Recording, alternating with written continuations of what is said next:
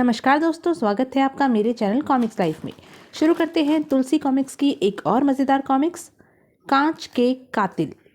कांच के कातिल, लेखक तरुण कुमार वाही, चित्रांकन राम वाइरकर, संपादन परमिला जैन। इंस्पेक्टर करुणाकर की जीप एक झटके के साथ वैज्ञानिक अनुसंधान प्रयोगशाला पहुंचकर रुकी। आइए इंस्पेक्टर, मैं आपका ही इंतज़ार कर रहा था। मैं आपका फ़ोन मिलते ही निकल पड़ा था। It's emergency inspector. संक्षेप में जितना कुछ फ़ोन पर आपने कहा था उससे मुझे भी यही लगा। यह है हमारी अनुसंधानशाला। ओह, यहाँ से शीशा काटकर वे कांच की नन्ही गेंदें चुराई गई। इंस्पेक्टर, निसंदेह उन ग्लास बॉल्स को चुराने वाले की नीयत ठीक नहीं होगी, क्योंकि वह अच्छी तरह से जानता है कि उन कांच के क्रिवेट जितनी गेंदों में ऐसे वायरस मौजूद हैं जो पलक झपकते ही किसी भी प्राणी को मौत की नींद सुला सकते हैं। अगर कांच की गेंद टूट जाए तो क्या होगा? अगर गेंद किसी एक इंसान से टकराकर टूटी तो वायरस केवल उसी पर हमला करेंगे, लेकिन अगर गेंद को रिक्त स्थान पर ब्रेक किया गया तो उपस्थित कई लोग वायरस के शिकार हो सकते हैं। तभी, सर, यह मैं क्या सुन रहा हूँ सर? क्या यह सच है? आपकी तारीफ? यह मेरे असिस्टेंट मिस्टर देशराव हैं। मेरे बाद इस लैब की देखभाल इन्हीं के जिम्मे है। मिस्टर देशराव, यह चोरी कल रात हुई है और कल लैब का चार्ज आपके हाथ में था। हाँ, लेकिन मैं सब कुछ ठीक ठाक छोड़ गया था। चोरी हुई कैसे? टॉयलेट के रास्ते। इस विंडो की छड़ें निकालकर चोर भीतर आया। फिर? इंस्पेक्टर साहब, उन कांच की गेंदों में मौत के विषाणु भरे हैं। उन गेंदों का मिलना बेहद आवश्यक है। आप फिक्र न करें मिस्टर देशराव, मैं लैब से उंगलियों की छाप इत्यादि उठवाता हूँ। चोर बच नहीं सकेगा। शहर की आलीशान कॉलोनी का एक बंगला। गाड़ी रोको। शहर की 4 कपड़ा मिलों के मालिक सेठ नारायणा कथूरिया। क्या बात है गोरखा साहब, ये चिट्ठी कोई अभी आपके वास्ते दे गया है। ड्राइवर, तुम चलो। Yes sir.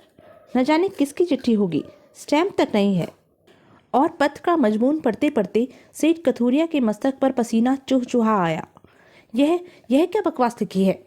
क्या हुआ सर? गाड़ी पुलिस स्टेशन लो। ठीक 7 मिनट पश्चात। यह रहा वह पत्र। ओह सेठ, अपने खजाने की तिजोरी में से 10 लाख की मामूली सी रकम आज शाम 4 बजे तक रेलवे क्रॉसिंग नंबर 20 पर पहुंचा दो, वरना अंजाम भुगतने के लिए तैयार रहो। पुलिस से सावधान। कांच के कातिल। 4 बजने में अभी 4 घंटे हैं। मुझे क्या करना होगा? कांच के कातिलों के लिए 10 लाख का फर्जी इंतजाम। ओह, समझा। बेहद गुपचुप ढंग से रेलवे क्रॉसिंग नंबर 20 के चप्पे चप्पे पर पुलिस तैनात कर दी गई। इंस्पेक्टर करुणाकर स्वयं भी लाइनमैन के रूप में क्रॉसिंग पर उपस्थित था। 4 बजने में कुछ ही मिनट शेष हैं। सेठ कथूरिया को अब तक आ जाना चाहिए। आ गया सेठ। सेठ ब्रीफकेस लेकर क्रॉसिंग पर पहुंच गया। 4 बज चुके हैं, लेकिन कोई ब्रीफकेस लेने नहीं आया।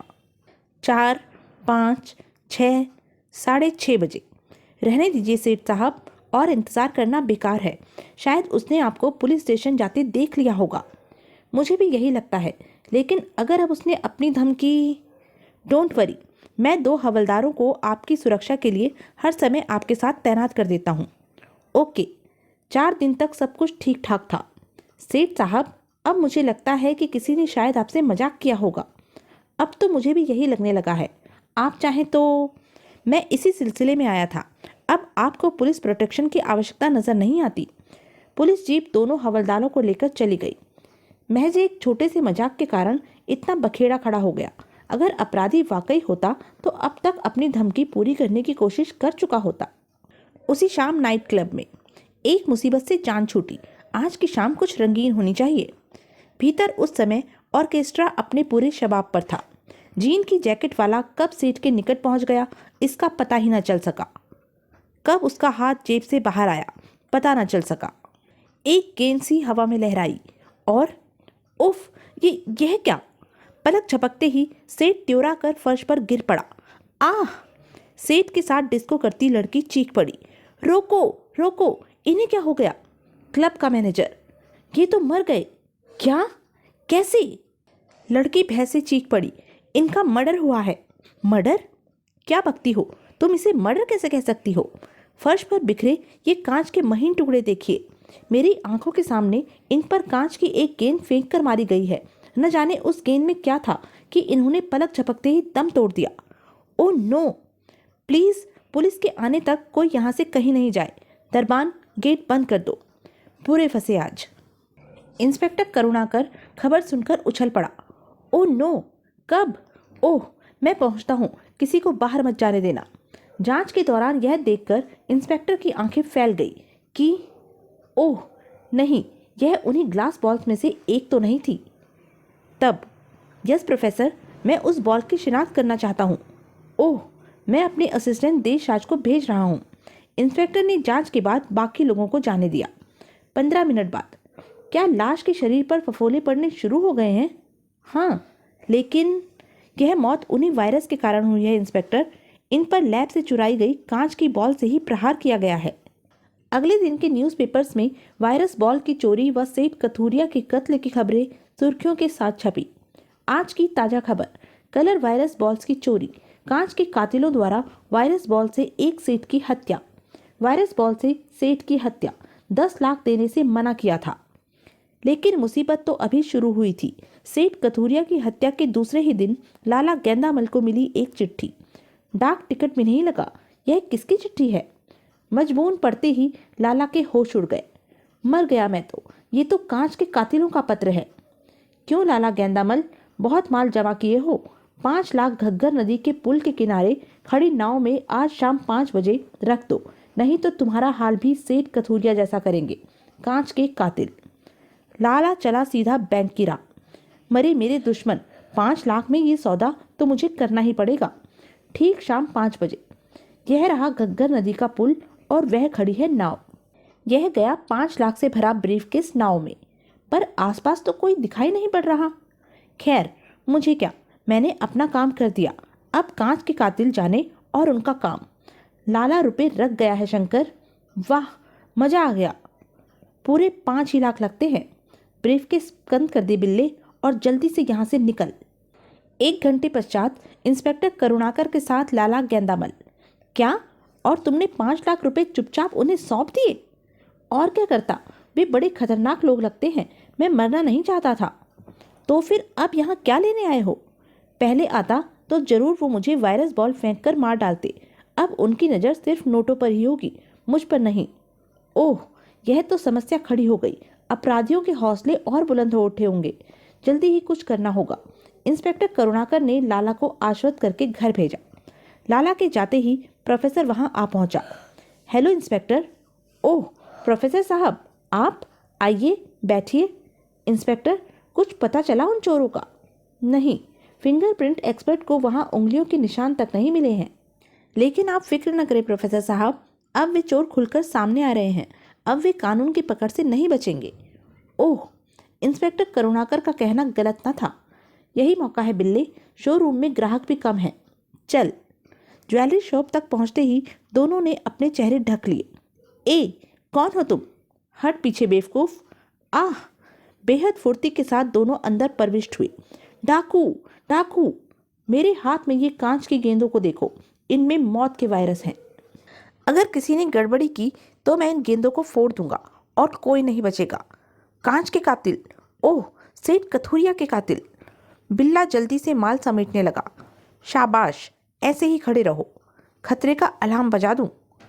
अंदर गड़बड़ी की आशंका ने शंकर का खून खौला दिया। अलार्म? सेठ, अब मैं तुझे नहीं छोड़ूंगा। तड़ाक! सेठ त्योरा कर गिर पड़ा। बिल्ले, जल्दी कर, बस हो गया, भाग। लेकिन वहीं रुक जाओ। पुलिस! शंकर ने दोनों हवलदारों के पांव के निकट एक बॉल पटक मारी। शंकर ने अभी अभी आकर खड़ी एक मोटरसाइकिल के सवार पर धावा बोल दिया।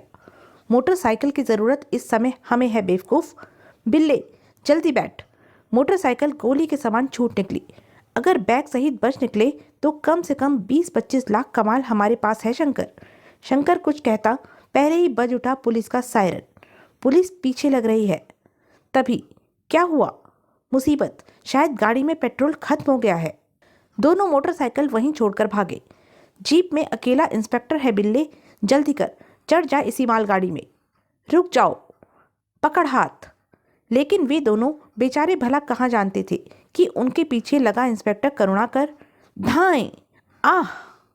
और अब करुणाकर के पास इसके अलावा कोई दूसरा रास्ता था भी तो नहीं। मुझे ये अंतिम डिब्बा ही लपक लेना चाहिए। क्या बात है इंस्पेक्टर? गाड़ी पर 2 बदमाश चढ़ गए हैं, उनका पकड़ा जाना बेहद आवश्यक है।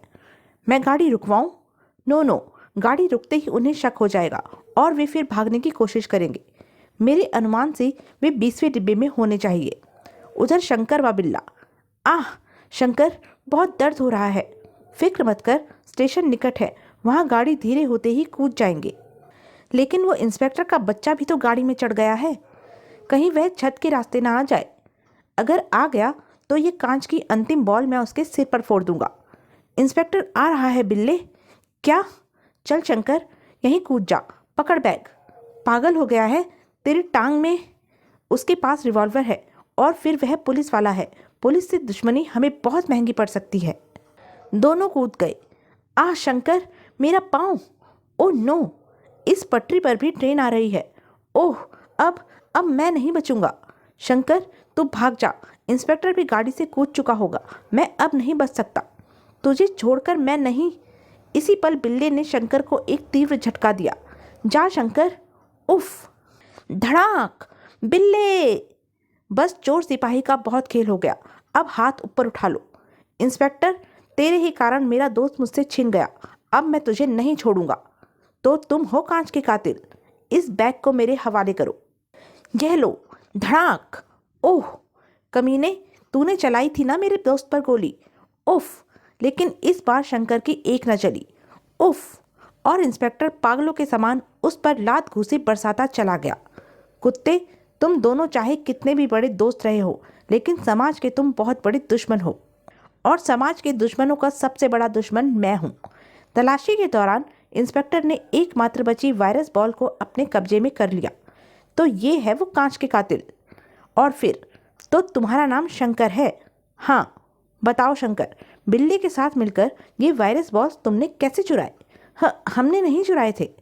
तो फिर किसने चुराए थे? बताओ, वरना यही कांच की गेंद तुम्हारी मौत बन जाएगी। नहीं। और मौत के भय से शंकर सब कुछ बताता चला गया। शीघ्र ही। हेलो प्रोफेसर साहब, मैं इंस्पेक्टर करुणाकर बोल रहा हूँ। ओह इंस्पेक्टर साहब, कहिए, वायरस बॉल्स के चोरों का पता लग गया? चोरों का पता लग चुका है प्रोफेसर साहब, लेकिन पहले आप यह बताइए कि मिस्टर देशराज इस समय कहाँ हैं? मिस्टर देशराज, वह तो अपनी माँ के इलाज के लिए इस समय हॉस्पिटल में है। माँ के इलाज के लिए? क्या हुआ है उसकी माँ को? Leukaemia, blood cancer. ओह, लेकिन इस समय हमें उनकी ज़रूरत है, आप उन्हें फ़ौरन बुलवा लें। मैं लैब पहुंच रहा हूँ। ठीक है, मैं देशराज को यहाँ बुलवा लेता हूँ। ठीक 20 मिनट पश्चात। सर, मुझे माँ का ऑपरेशन छोड़कर आना पड़ा, ऐसी क्या इमरजेंसी थी यहाँ? यह मैं बताता हूँ मिस्टर देशराज। अगर मैं आपको आपकी माँ के सामने आकर गिरफ्तार करता तो शायद वो इस सदमे को बर्दाश्त न कर पाती। क्या मतलब? इंस्पेक्टर, यह क्या मजाक है? पहले मिस्टर देशराज को बता लेने दो प्रोफेसर साहब कि इनकी माँ के ऑपरेशन पर कितना खर्च आया है, और वह सारा रुपया इनके पास आया कहाँ से एक ही दिन में। देशराज, यह सब क्या है? झूठ बोलने से पहले इतना जान लो देशराज कि मुझे पंजाब नेशनल बैंक के तुम्हारे अकाउंट नंबर का पता है, जहाँ से कल ऑपरेशन के लिए रुपए निकलवाए हैं तुमने। ओह, अब कुछ भी छिपाना बेकार है। हाँ, मैंने भी वायरस बॉल्स चुरा कर शंकर और बिल्ला को बेची थी, क्योंकि माँ के ऑपरेशन व इलाज के लिए मेरे पास रुपए नहीं थे। नहीं, मैं माँ को ऐसे तड़पता नहीं देख सकता। मैं एक निम्न स्तरीय रेस्तरां में गया, जहाँ बिल्ली व शंकर से मेरी मुलाकात हुई। सुनो, मुझे एक काम में तुम्हारी मदद चाहिए। काम बोलो। एक सौदा करना है। कैसा सौदा? मैंने उन्हें वायरस बॉल्स के बारे में बताया। ओह, अगर ये बॉल्स हमें मिल जाए तो हम कुछ ही दिनों में इस रेस्तरां की गंदगी से निकलकर 5 स्टार की जन्नत में पहुंच सकते हैं। तो ठीक कहता है शंकर। मिस्टर देशराज, हमारे पास इस वक्त तो फूटी कौड़ी भी नहीं है इस सौदे के लिए, लेकिन बॉल्स मिलने के बाद हम जब पहला हाथ मारेंगे उसमें से 50% तुम्हारा। लेकिन घबराओ नहीं, हम लंबा हाथ मारने की सोच रहे हैं। मैंने बॉल्स चुरा ली और शंकर बिल्ला को सौंप दी। यह लो, लेकिन ध्यान रहे इनका इस्तेमाल सावधानी से करना। तुम फिक्र मत करो। और इस प्रकार कांच के कातिलों का आतंक शुरू हो गया। आज की ताज़ा खबर, कांच के कातिलों द्वारा सेठ की हत्या।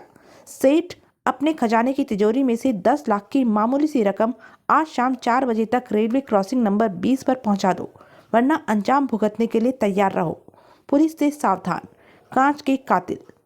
क्यों लाला गेंदामल, बहुत माल जमा किए हो? 5 लाख घग्गर नदी के पुल के किनारे खड़ी नाव में आज शाम 5 बजे रख दो, नहीं तो तुम्हारा हाल भी सेठ कथूरिया जैसा करेंगे। कांच के कातिल। मेरे पास लाला गेंदामल द्वारा हासिल की गई रकम का 50% यानी 2.5 लाख पहुंचा दिया गया। हम सौदे में बेईमानी नहीं करते। यह रहे तुम्हारे हिस्से के 2.5 लाख। ओह! सारी कहानी सुनने के बाद प्रोफेसर नफरत भरे स्वर में कह उठे, ओह देशराज, यह तुमने क्या किया? एक जान बचाने के लिए तुम इतना सारा लहू पी गए। धिक्कार है तुम्हारे जीने पर। अब मैं जीना भी नहीं चाहता। अगले ही पल, मैं अपने पापों का प्रायश्चित कर रहा हूँ सर। हो सके तो मेरी माँ का ध्यान रखिएगा। नहीं देशराज। साइनाइड की शीशी उसने मुंह से लगाई। एक ही पल में देशराज के प्राण उसके शरीर से जुदा हो चुके थे। तो यह थी तुलसी कॉमिक्स की एक मज़ेदार कॉमिक्स। ऐसे ही मज़ेदार कॉमिक्स के लिए बने रहे मेरे साथ, और हाँ, मेरे चैनल को लाइक, शेयर और सब्सक्राइब करना ना भूलें। धन्यवाद।